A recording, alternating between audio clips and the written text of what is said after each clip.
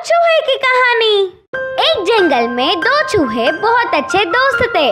फिर कुछ समय बीतने के बाद एक चूहा तो वही था, दूसरा चूहा उनके रिश्तेदार के शहर में रहने गया। ऐसे समय ने उन दोनों को अलग कर दिया। कुछ दिन बीत गए। एक दिन शहर के चूहा मेहमान बनकर जंगल आया। कि मित्र को देख जंगल का चूहा बहुत खुश हुआ। हे यार, तुम्हें देखे हुए कितने समय बीत गया। तुम जब से गए तब से तुम्हारी याद करके तुम्हारी राह देख रहा था। मेहमान नवाजी करके पूरी जंगल में उसे घुमाया। फिर उसके घर ले जाकर उसको खाने के लिए कुछ फल, जंगल में मिलने वाले खाने के चीजें देकर अच्छे से मेहमान नवाजी करती है। अरे क्या तुम अभी भी ये सब खा के जी रहे हो? फल पके हुए हैं, क्या खाना ताजी नहीं है?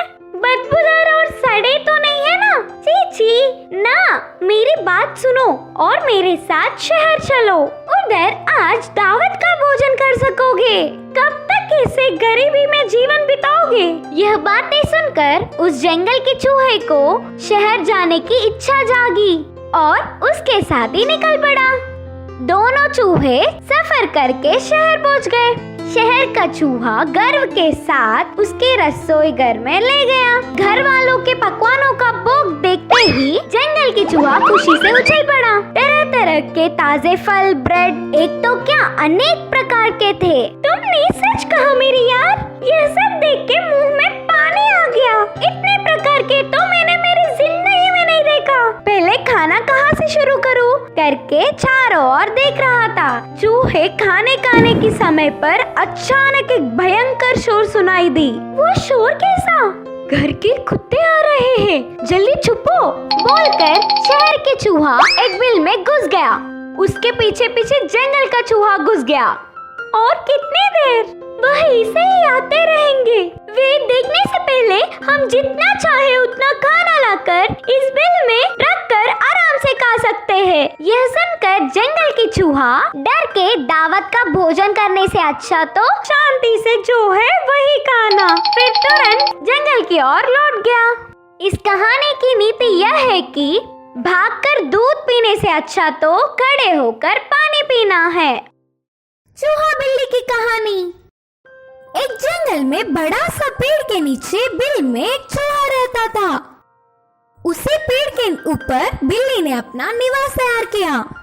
चूहा बिल्ली तो दुश्मन है, इसीलिए बिल्ली जब तक नीचे जाती है तब तक चूहा तेजी से बिल में जाकर अपनी रक्षा कर सकता है। हर दिन एक शिकारी रात में जंगल में आता था। वह पेड़ के पास जानवरों के लिए जाता था। रात में जानवर आते थे और ये सुबह आकर उन्हें पकड़ ले जाता था। बिल्ली गलती से जाल में गिर गया। कहीं भी कोई भी कहते हैं कि एक बिल्ली का जीवन एक चूहा है करके, पर यहाँ तो जैसे ही बिल्ली जाल में आया, चूहा बिल में से निकलकर स्वतंत्रता से घूमने लगी। खाने के तलाश में जा रहे चूहे को पास में ही एक नेवला दिखा। इससे उसकी सांसें रुक गई समझो। वो चूहे को खाने के लिए तैयार था। चूहा कुछ भी समझ नहीं पा रहा था। उस खतरे में चूहे को एक अच्छी सी चाल सूझी तो तुरंत जाल में बिल्ली के पास जाकर कहा कि मैं तुम्हें इस झंझट से बचाऊंगी। इसके बजाय तुम्हें मुझे इस झंझट से बचाना होगा। इससे मरने वाली बिल्ली को बहुत साहस मिली तो तुरंत स्वीकार किया। तो चूहा निडर होकर उस जाल के अंदर जाकर बिल्ली के बगल में बैठ गया। बिल्ली के पास से चूहे को पकड़ने की हिम्मत न होते हुए नेवला वहाँ से धीरे धीरे निकल गया। वो वहाँ से जाते ही चूहा भी जाल से बाहर आया। तुम्हारे प्राण मैंने बचा लिया ना, फिर जल्दी से आकर इस जाल को काट के मुझे बाहर लाओ। अगर अभी तुम्हें बाहर लाया तो तुम मुझे खा नहीं जाओगे? भरोसा क्या है? इसीलिए जब तक शिकारी नहीं आएगा तब तक मैं तुम्हें मुक्त नहीं करूंगी। जैसे कहा था वैसे अगले दिन शिकारी के आते समय ठीक पहले ही जाल को काट दिया। शिकारी की आने की जल्दी में बिल्ली ने चपाक से पेड़ को पकड़ लिया और चूहा भी उसके बिल में घुस गया। शिकारी पेड़ के नीचे पहुंचकर उस कटी हुई जाल को देखकर उसका प्रयास विफल होने से उदास हुआ और पीछे मुड़ गया। शिकारी के जाने के बाद बिल्ली ने कहा, मित्र, तुमने मेरे प्राण बचाए, अब से हम दोनों अच्छे मित्र बनेंगे।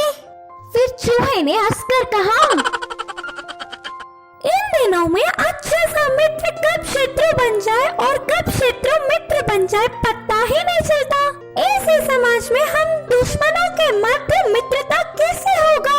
अब तो तुम्हारे मदद किया ना, इसीलिए शुक्रिया पूर्वक मुझसे दोस्ती कर सकते हो, पर किसी दिन भूख में मुझे मार के खा भी तो सकते हो। शत्रु से बेवजह दोस्ती करना मुसीबत लाना ही तो है। तुमने मुझे बचाया, इसके बदले मैंने तुम्हें, हिसाब बराबर। अब से हमारा संबंध खत्म। बोलते हुए बिल में घुस गया। उसके मन की बात जैसा का वैसा चूहा बताने से बिल्ली का मुंह बिगड़ गया। इस कहानी की सीख है कि भला का भला तो कर सकते हैं, पर जानते हुए भी उनसे दोस्ती नहीं करना चाहिए। रहस्य। एक गांव में दो मित्र रहते थे जिनका नाम है रामू और सोमू। वो दोनों मकई की खेती करते थे। उस साल फसल तो बहुत अच्छा आया, लेकिन उनमें से मकई नहीं उगा, इसलिए उनको बहुत नष्ट सहना पड़ा। इसकी वजह से दोनों दोस्त खेती के काम छोड़कर दूसरे शहर जाने का निर्णय लिया। दूसरे शहर जाने के लिए बीच में एक जंगल को पार करना पड़ेगा। उन दोनों को मालूम है कि उस जंगल में अलग अलग तरीके के जानवर रहते हैं, इसलिए अगर कोई जानवर उनको दिख गया तो दोनों मिलकर सामना करने का फैसला लिया। ऐसे ही अगला दिन दोनों अपना सफर शुरू किया और जंगल में प्रवेश किया। अपने दोनों हाथ कस के पकड़कर डरा डरा से चल रहे थे। ऐसे ही चलते चलते अचानक से रास्ते में उनको एक भालू दिखा। तुरंत ही दोनों बहुत डर गए। अब क्या करें? ऐसा रामू ने पूछा। चलो तुरंत ही भाग जाएंगे, ऐसा सोमू ने कहा।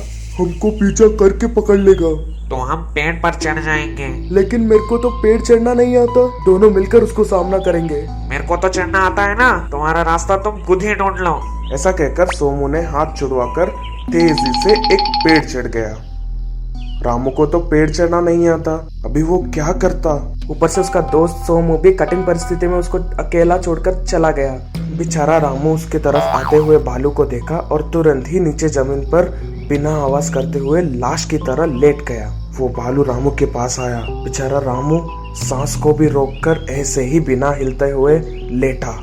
भालू उसके पास आकर थोड़ी देर उसके कान, नाक और चेहरे को सूंघकर परीक्षा किया। वो मर गया बोलकर तय कर लिया। भालू मरे हुए इंसान या जानवर को नहीं खाता, इसलिए उसको वहां छोड़कर चला गया। भालू वहां से चले जाने के बाद रामू धीरे से उठकर खुशी से सांस ले पाया। सोमू भी पेड़ से जल्दी से नीचे उतरा। जब भालू ने रामू के कान के पास आकर सूंघ रहा था, सोमू ने उसको देखा और सोचा कि भालू ने रामू को कुछ रहस्य बताया। इतनी देर भालू तुम्हारे कान में क्या बता रहा था? ऐसा सोमू ने पूछा। अवसर पड़ने पर जो दोस्त साथ नहीं देता वो सच्चा दोस्त ही नहीं है, यही कहा उस भालू ने। ऐसा कहकर रामू वहाँ से चला गया। इस कहानी का नीति ये है कि परिस्थिति चाहे भला हो या बुरा हो, हर वक्त जो हमारे साथ देता है वही सच्चा दोस्त है। बंदर के आदत। एक जंगल था। जंगल में बंदरों की झुंड कहीं से आया। वो वहां के पेड़ पर कुछ देर तक खेलकर और वहां से कहीं और चले गए। उस झुंड से एक बंदर बिछड़कर झुंड को ढूंढ रही थी। वह यहाँ ढूंढते ढूंढते पेड़ के पास गिरा हुआ कुल्हाड़ी दिखाई पड़ी। उसे एक लकड़हारा वहां छोड़कर भोजन विराम को गया था। बंदर उस कुल्हाड़ी को देखकर बहुत खुश हो गए। इससे तो मैंने पेड़ काटते हुए देखा था कई बार। मैं भी इससे एक पेड़ को आसान से गिरा सकती हूँ। ये बोलकर कुल्हाड़ी को लेकर पेड़ पर कूद गई। फिर एक टहनी को काटने लगी। एक हाथी ने उस रास्ते से गुजरते हुए ये सब देख रही थी और ये सब देखकर हाथी ने बंदर को बोला, बंदर दोस्त, जरा मेरी बात तो सुनो। तुमने जिस टहनी पर बैठी हो उसी टहनी को काट रही हो। तुम नीचे गिर जाओगे।